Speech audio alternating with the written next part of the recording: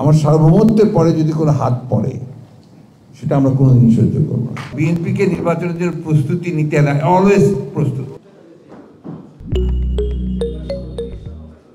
আইনি জটিলতা শেষ করে তারেক রহমান দেশে ফিরবেন এবং বিএনপিকে মাইনাস আল্লাহ ছাড়া কেউ করতে পারবে না বললেন মির্জা ফখরুল ইসলাম আলমগীর।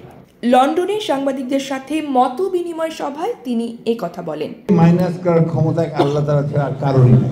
যুক্তরাজ্য বিএনপির উদ্যোগে পূর্ব লন্ডনের রিজেন্স হলে সাংবাদিকদের সাথে মত বিনিময় সভা অনুষ্ঠিত হয়। সভায় সাংবাদিকদের প্রশ্নোত্তরে বিএনপির মহাসচিব মির্জা ফখরুল ইসলাম আলমগীর বলেছেন, বিএনপি একটি রাজনৈতিক দল। এর আগে জনগণের রায় নিয়ে 2 বার ক্ষমতায় গিয়েছে, আবারও ইনশাআল্লাহ ক্ষমতায় যাবে। 3 বার অতীতে ক্ষমতায় ছিল, আবার ক্ষমতায় যাবে, এটা ইনশাআল্লাহ নিশ্চিত। সুতরাং বিএনপিকে নির্বাচনের জন্য প্রস্তুতি নিতে অলওয়েজ প্রস্তুত। তিনি বলেন, দল যখন মনে করবে তখন তারেক রহমান দেশে যাবেন। দল যখন মনে করবে তার মুহূর্তে যাওয়া প্রয়োজন সেই মুহূর্তে চলে যাবেন। 1 2 নম্বর, সবাই জানেন যে তার কতগুলো লিগ্যাল ইস্যুজ আছে, সেই ইস্যুগুলোর কাজ হচ্ছে, কাজ শেষের অনুযায়ী চলে যাবে। -2 ফর্মুলা কি আবারও ফিরে আসবে? এমন প্রশ্নের জবাবে তিনি বলেন, মাইনাস করার ক্ষমতা আল্লাহ তাআলা ছাড়া কারোরই নেই। শেখ হাসিনার বক্তব্য নিয়ে সমালোচনা করে বলেন, ভারত কিভাবে আশ্রিত একজনের বক্তব্য রাখার সুযোগ দেয়, এটা আমার বোধগম্য নয়। যেটা মূল আপনার একটা মৌলিক নীতি আছে, নীতি হচ্ছে আশ্রিত ব্যক্তি কখনো কথা বলবে না, কিন্তু তিনি কথা বলছেন। এটা আমরা প্রতিবাদ করেছি, অপোজ করেছি, এমনকি এই গভর্নমেন্টও প্রতিবাদ করেছে। সুতরাং এটা অত্যন্ত পরিষ্কার যে ভারতের সঙ্গে আপনি যখন আমার প্রতি কী নীতি হবে, ভারতের সঙ্গে কী নীতি হবে সেটা নির্ভর করবে আপনার আমাদের প্রয়োজনের উপরে, তাগিদের উপরে, কী সমস্যা তার উপরে। শেখ হাসিনা কিভাবে নিজেকে প্রধানমন্ত্রী দাবি করেন এমন প্রশ্নের জবাবে বলেন, শেখ হাসিনা রং হেডেড, সে যা ইচ্ছা দাবি করতে পারে। সে কিভাবে দলের নেতাকর্মীর সমর্থক রেখে পালিয়ে গিয়ে আবার এমন দাবি করতে পারে? তার দলের সমস্ত নেতাকর্মীদের কী অবস্থায় আছে না আছে কিচ্ছু না জেনে তিনি পালিয়ে গেলেন। একে আপনারা এখনো প্রধানমন্ত্রী বলে কথা বলবেন আমাকে? তিনি তার বক্তব্যে তারেক রহমান আবারও দেশে ফিরে রাজনীতিতে নেতৃত্ব দিবেন বলে নিশ্চিত করলেও সেটা কতদিনের মধ্যে হতে পারে এ বিষয়ে তেমন কোনো ধারণা দেননি।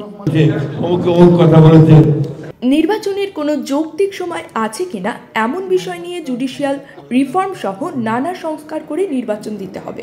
আমরা কোনো মাস বছর বলছি না, অন্তর্বর্তীকালীন সরকার যখন মনে করবে সংস্কার হয়েছে তখন নির্বাচন দিবে। কারণ ড্রাইভিং সিটটা হচ্ছে ডক্টর ইউনূসের, এবং ওনাকেই বলতে হবে যে উনি কবে ইলেকশন করতে চান। আমরা বারবার বলছি যে আপনি যৌক্তিক সংস্কার তো আমরা চেয়েছি, সংস্কার চেয়েছি, তাদের আমাদের কথা খুব স্পষ্ট, কিন্তু আমরা বলছি যে ন্যূনতম নির্বাচন কেন্দ্রিক সংস্কারগুলো করে। অর্থাৎ নির্বাচন কেন্দ্রিক কোনগুলো? প্রথমটা হচ্ছে নির্বাচন ব্যবস্থা, election system. Number 2 is bureaucracy and law and order system, অর্থাৎ একদিকে আমলাতন্ত্র, অন্যদিকে আপনার আইন শৃঙ্খলাকারী বাহিনী, এই দুটো সংস্কার করতে হবে। 3 নম্বর জুডিশিয়াল রিফর্ম, অর্থাৎ বিচারের যে বিষয়গুলো আছে এটা একেবারে নষ্ট করে ফেলেছে, পলিউট করে ফেলেছিল, ওই জায়গাটাকে আবার আমাদেরকে ফিরিয়ে আনতে, অর্থাৎ ন্যায় বিচার প্রতিষ্ঠিত হয় সেটা করতে, এটা দেওয়া ন্যূনতম। আরেকটা আছে যেটা আমরা মনে করি যেটা ন্যূনতমটা করা সম্ভব, হচ্ছে যে অর্থনীতিকে তার একটা মূল একটা আপনার রেলের মধ্যে ওঠানোর চেষ্টা করা, যেখানে দুর্নীতি, চুরি, লুট, মেগা প্রজেক্ট করে চিন্তা করতে পারেন একটা দেশে প্রতি বছর 28 লক্ষ কোটি টাকা কোটি ডলার পাচার হয়ে গেছে। মোট 280 আপনার বিলিয়ন ডলার পাচার হয়ে গেছে। সেই দেশে আমাদেরকে অবশ্যই একটু ধৈর্য ধরতে হবে। আজকে আমরা চেষ্টা করছি, সবাই মিলে চেষ্টা করছি। বিদেশে লবিস্ট নিয়োগ নিয়ে একটি প্রশ্নের জবাবে বলেন, বিশ্বের বিভিন্ন দেশে লবি নিয়োগে কোটি কোটি টাকা আওয়ামী লীগ খরচ করেছে। আমরা দলের নেতাকর্মীদের কাছ থেকে বিদেশিদের সমর্থনের জন্য আন্দোলন করে গেছি। আপনার পশ্চিমা বিশ্ব বা ভারতে বা মুখখানে লবিং করেই আমাদেরকে সাকসেস আনতে হবে, এবার তো তা হয়নি। তা আমরাই করেছি, ছেলেরাই করেছে। ওই দিনের কোনো দেশ দরকার হয়নি তো আমাদের। তাই না? লবিস্ট নিয়োগ করার ব্যাপারটা ইররিলেভেন্ট আমার কাছে মনে হয়। আমরা এই ব্যাপারটাকে মনে করি এটাকে ভিন্ন ব্যাপার।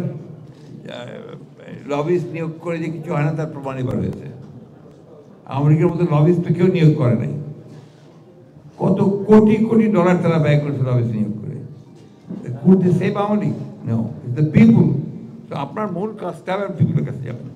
ক্ষমতায় গেলে ভারতের সাথে পররাষ্ট্র নীতি কী হবে এমন প্রশ্নের জবাবে বলেন, ভারতের সাথে সময় অনুযায়ী প্রয়োজন অনুযায়ী নীতি হবে, তবে আমাদের সার্বভৌমত্বের উপর আঘাত আমরা মানব না।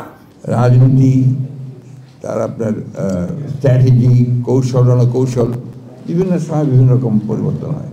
মতবিনিময় সভাটি সভাপতিত্ব করেন সংগঠনের সভাপতি এম এ মালিক এবং সাধারণ সম্পাদক কয়সর এম আহমেদের পরিচালনায় অনুষ্ঠানটি অনুষ্ঠিত হয়। আমার সার্বভৌমত্বের পরে যদি কোনো হাত পড়ে সেটা আমরা কোনোদিনই সহ্য করব না। এবং আমরা খুব পরিষ্কার করেই বলেছি যে আমার ভেতরের আমার দেশের কাজ আমি সিদ্ধান্ত নেব, অন্য কেউ সিদ্ধান্ত নেবে না।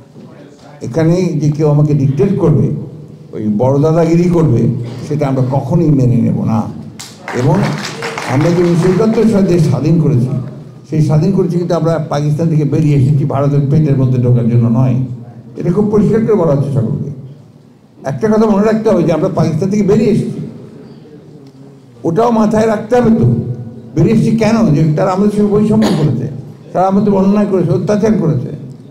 আজকে আরেকটা দেশ 15 বছর ধরে সে তার প্রভাব খাটিয়েছে এই সরকারের উপরে, হাসিনা সরকারের উপরে।